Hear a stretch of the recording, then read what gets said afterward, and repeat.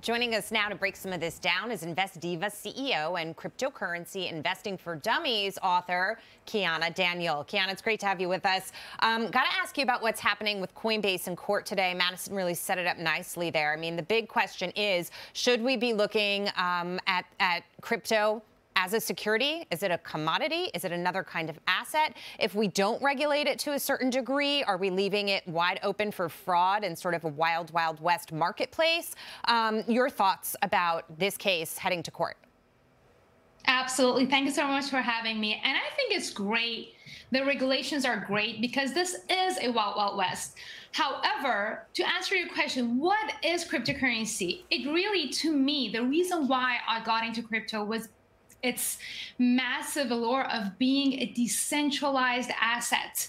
It is a diversification allocation asset. It is something that I allocate 10% of my portfolio purely so that if something happens to the government, if something happens to the US dollar, if the whole government system collapses, I have something to fall back onto. Is it a security? Is it a commodity? The interesting thing is that people like Jamie Dimon, JP Morgan CEO, and BlackRock chief executive, they used to call it not a security, not a commodity, but a scam. But where are they now? They are now backing Bitcoin, backing crypto, and regulating it. Can I follow up on that? Because you mentioned BlackRock. I think for me, some of the confusion is, when does the SEC decide to work with Fidelity or BlackRock, maybe on a potential spot Bitcoin ETF? But when then does the SEC change its mind? And like this morning, they're going after Celsius, arresting the former CEO, calling that a securities fraud. How is the SEC deciding who it works with and who is an adversary? That is a very good question, and I do not have an answer for you.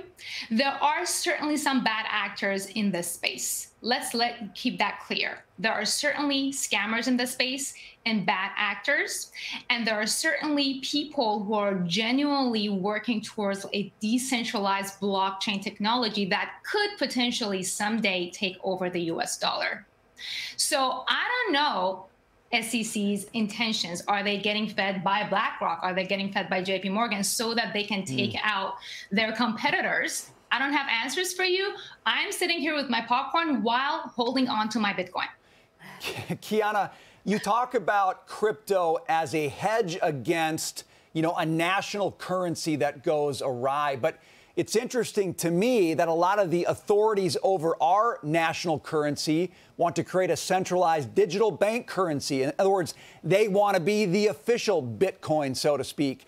We asked Francis Suarez about that. He's a mayor of Miami. He's running for president.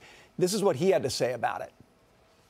I'm not a fan of central bank digital currencies because I don't want the federal government to know who has my money or who has anyone's money. That's a huge privacy concern. And I think most people, at the very minimum, are against central bank digital currencies for that reason alone. What's your reaction to that, Kiana? Absolutely. I mean, I think there is a place and time for all of these assets. I think it's smart of any government to move towards digitizing their currencies because that's where we're moving towards. However, even if a U.S. money becomes digitized, I still would want to have a decentralized asset as a hedge. That's all I'm talking about. So to give you, if it's okay if I give you a personal story about this, is that in Iran, I was born and raised there.